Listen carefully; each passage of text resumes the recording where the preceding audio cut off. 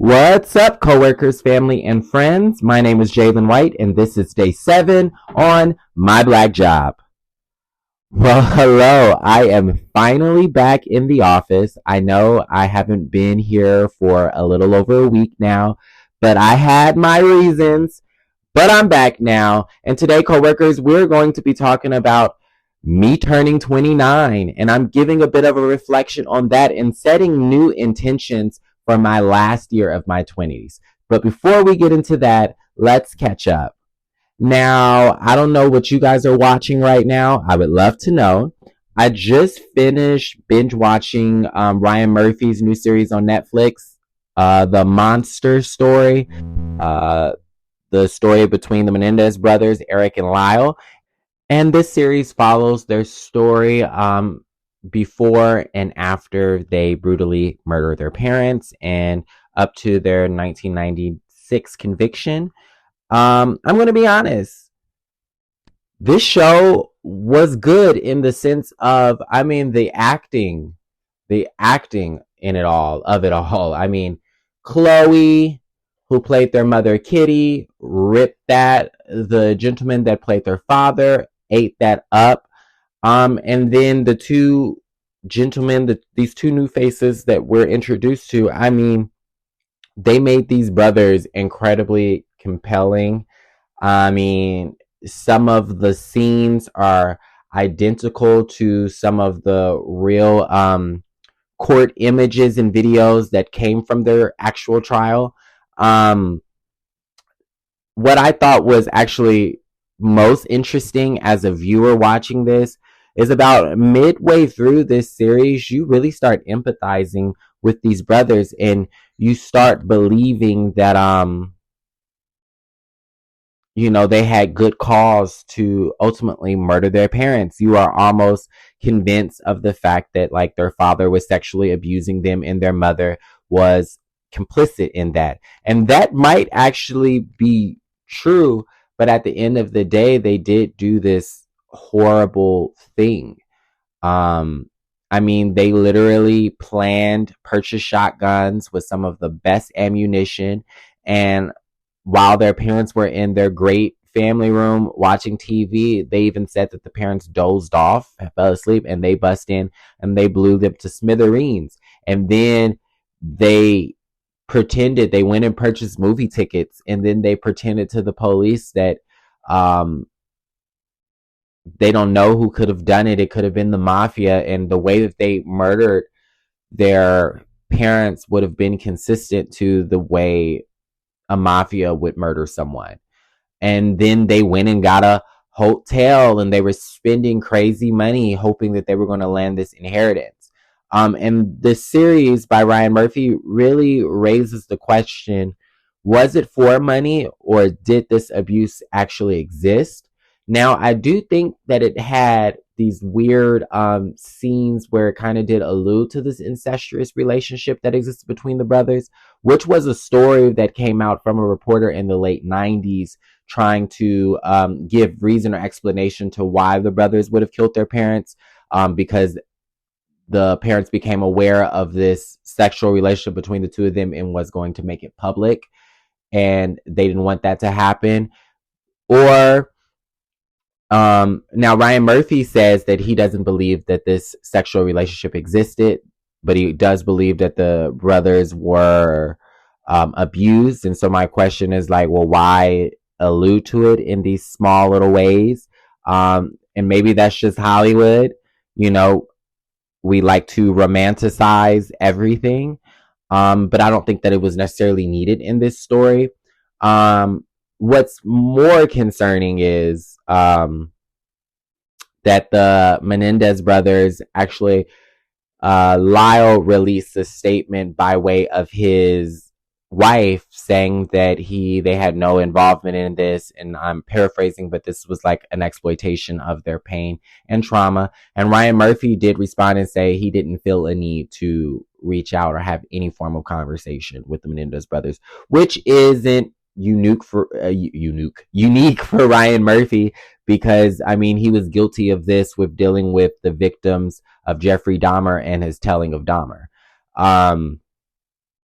So he's a filmmaker and an artist, but sometimes I'm like, I feel like he's just profiting off of our dark moments of history and these really like sad moments and horrendous moments in people's lives. But like I said, it's Hollywood. He's a white man, and as we know, he will get away with it. I know that Netflix is also releasing a documentary that actually involves the Menendez brothers. Um, where they are now wanting to tell or retell their story 30 years later. And they are still pushing this narrative that they're innocent and they don't deserve to spend their lives in prison. Now, my concern of this project and Ryan Murphy's project is now it's bringing a popularity back to them the same way it did Jeffrey Dahmer, where now you had people for Halloween dressing up as Dahmer. And I mean, the gays in WeHo, West Hollywood, were dressing up as Dahmer, which was crazy to me because it's like, fool, he was killing y'all. Um, but I feel like people are not interested in the facts and the reality of their choices. And they're like, oh, the actors that played the Menendez brothers are so cute. Well, go fuck one of them, if that's the case. But to champion freedom around their cause, I think is baffling. They should be grateful that they didn't get the death penalty and that they don't have to die by lethal injection. But should they absolutely spend their lives in prison? I mean, they brutally murdered their parents. So why not? I think that to me, it's that privilege that a lot of people that don't look like me kind of have. Um, the fact that we had Marcellus Williams, who was executed last week in a Missouri facility. He had been in prison on death row for 24 years for the murder of a woman, a home invasion and a murder. And they still don't really have proof that he committed the murder. And then there's really no proof that is saying that he is innocent. But I don't think the conversation that was being had was around his innocence, because there's facts like the victim's purse was found in Marcellus Williams' car, the trunk of his car. And people said he was bragging about having done the crime, and they were able to trace back like certain belongings that was stolen out of the victim's house that he had profited off of. But I don't think the conversation is about his innocence. I believe it becomes about, does he deserve the death penalty? And I feel like that's where the nuance really lies.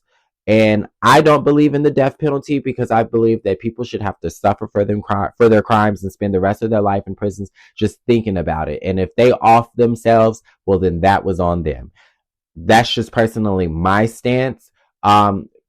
Because if I say any otherwise, why aren't the Menendez brothers in prison? I mean, why haven't the Menendez brothers been sentenced to the death penalty and be put down by the lethal injection as well? That becomes the question, because it's actually been proven that they committed a premeditated murder, versus that same burden of proof isn't there in the Marcellus case. So I just think, and you really can't compare the two because they're different sets of circumstances. But what I'm comparing is the fact that there's privilege that exists in America where like black people are not treated or handled the same in the system. Black people are railroaded all the time. And even the courts, I believe, conspires against black people, in the same way that it doesn't do our white or just non-black counterparts.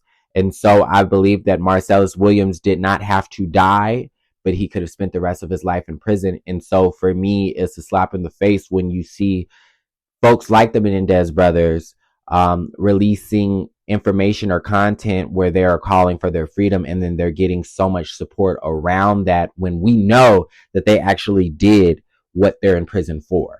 And so it's the audacity, because they still get to be alive at the end of the day. And so it's really a slap in the face when you think about how just Hollywood is really profiting on this story, but yet we watched this quote unquote innocent man literally be executed last week. And so I just food for thought that, the truth is what we already know, that there is a difference in this world that we live in. And Marcellus is proof of that.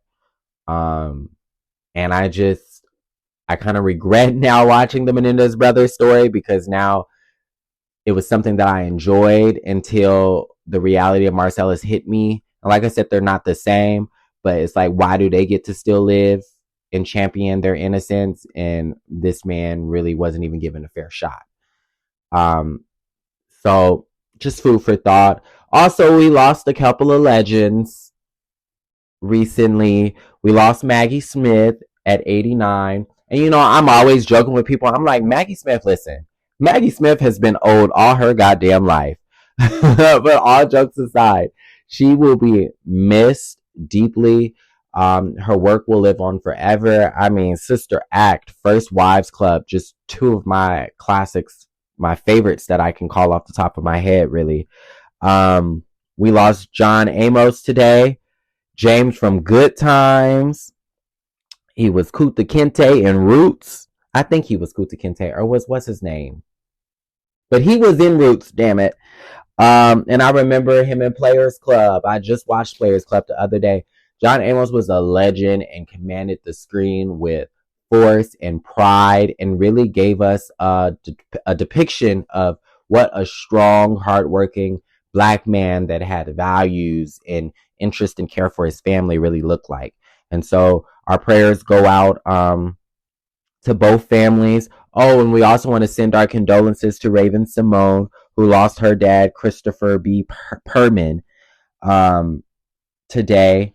And we just feel for her as well, because she also lost her brother Blaze last year to cancer. And so we know that loss and grief isn't hard. And so we just want to support every and anyone that we know is going through something hard like that. I also, in changing gears here, I also just this past Saturday celebrated 1 year of bringing Renegade Comedy Show to the Ice House, and it's really been a journey.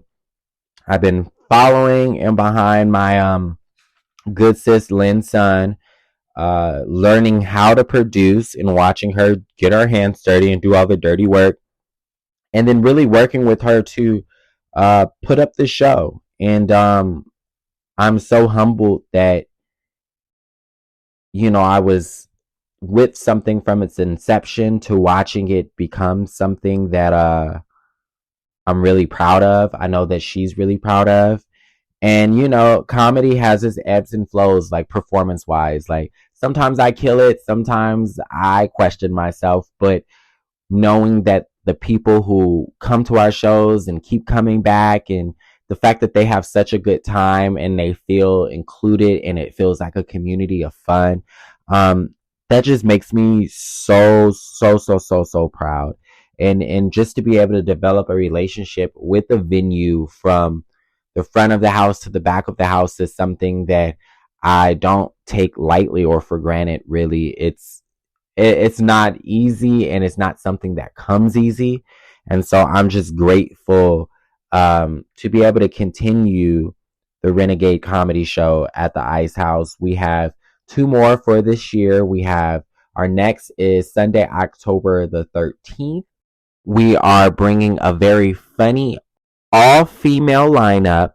I'm hosting because I'm a grown-ass woman too. And it's going to be such a good time. Our next show is going to be November 2nd. And it's going to be incredible. My cousin is going to make his comedy debut, and I couldn't be more excited about that.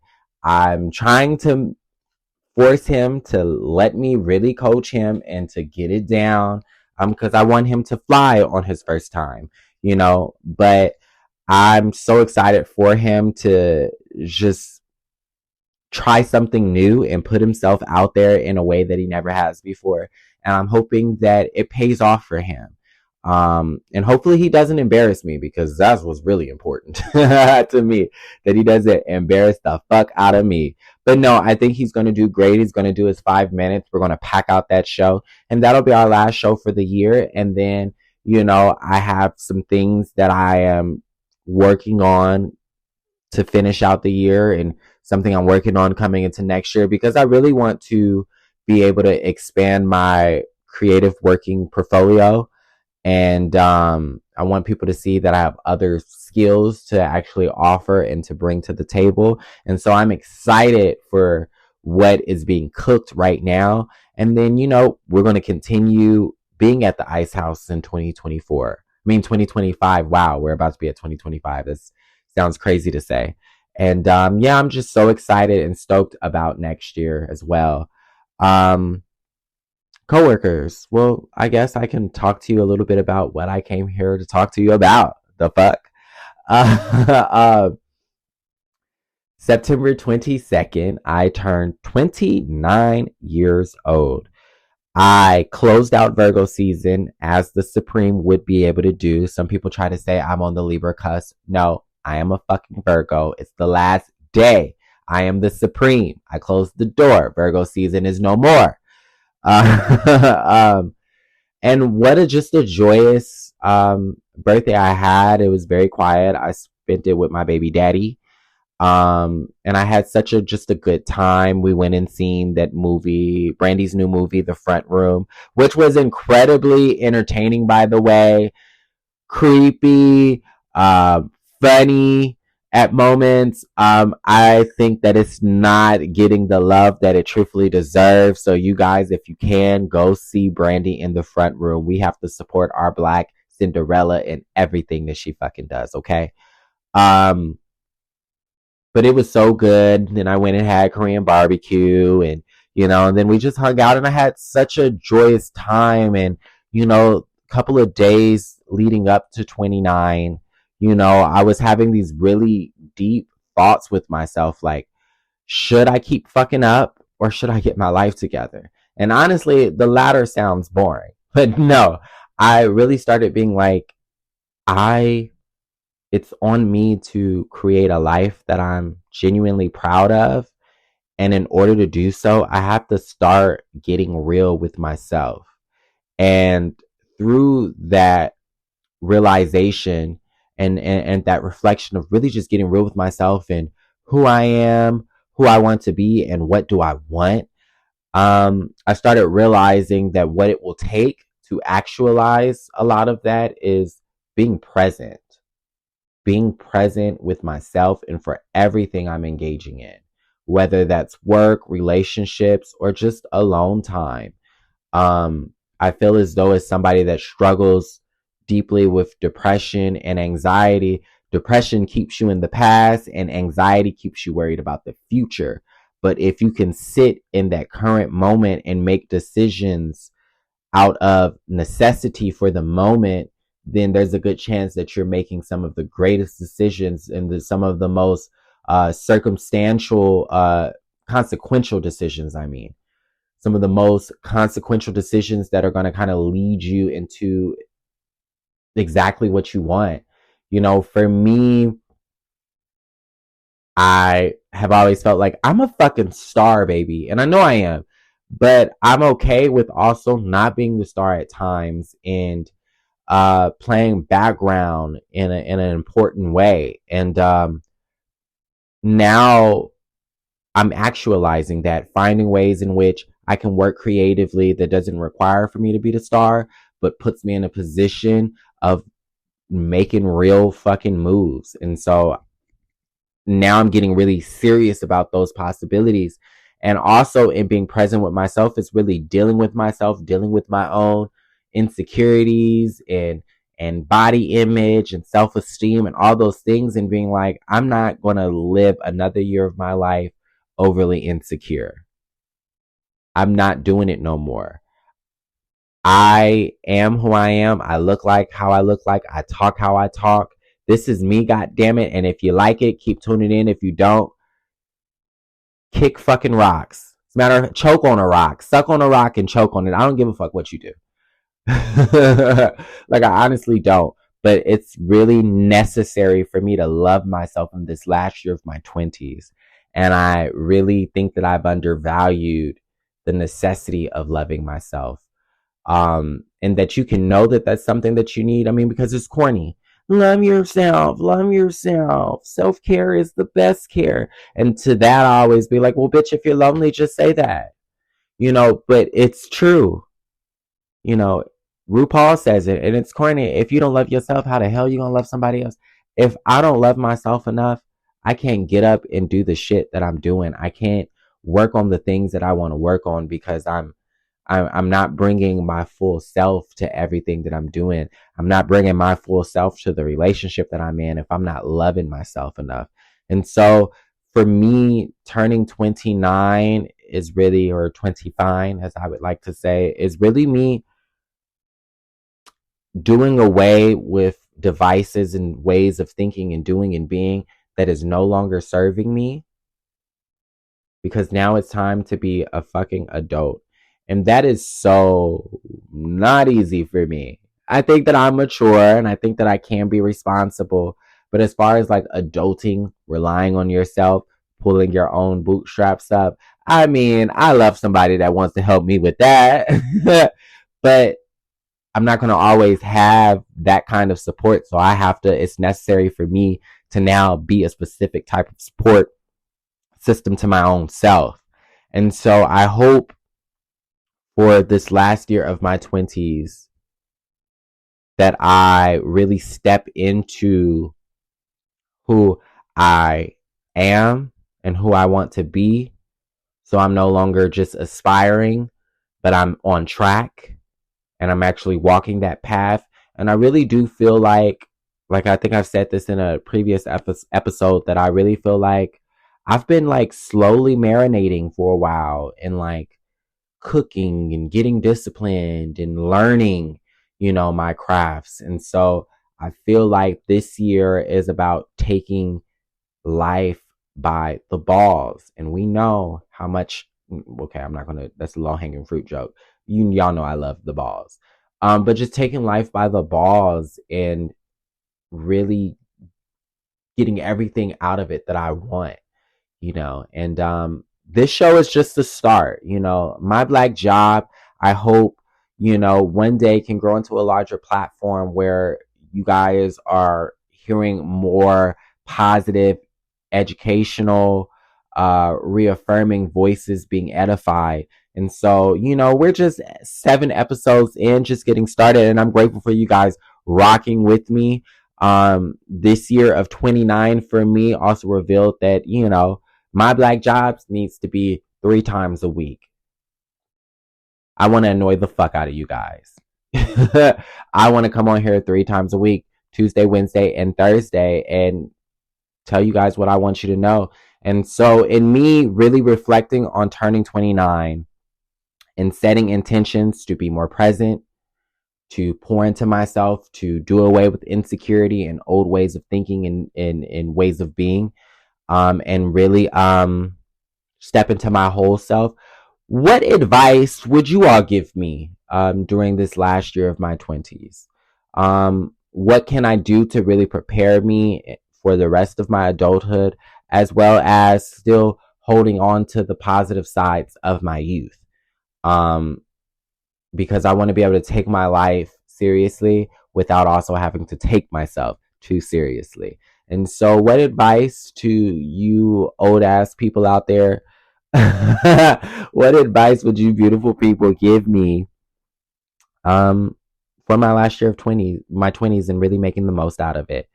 Guys, I really didn't have much to come on here and talk about because, like I said, the vice presidential debate happened tonight, and it's really so much that I'm holding on to, and there's so many great things in the news that have occurred that I want to be able to tie into that. So guys, I'm gonna clock out a little bit early because that's what a bad bitch does. Hasn't showed up for work in days and leaves early. But tomorrow you're gonna get a jam-packed show, bringing back my mother into the office, and we're gonna be talking about the vice presidential debate, how VD Vance, the couch fucker, and Tim Coach Walls went at it, and what I think about it and what she thinks about it. And also, I got some P Diddy updates. Bye.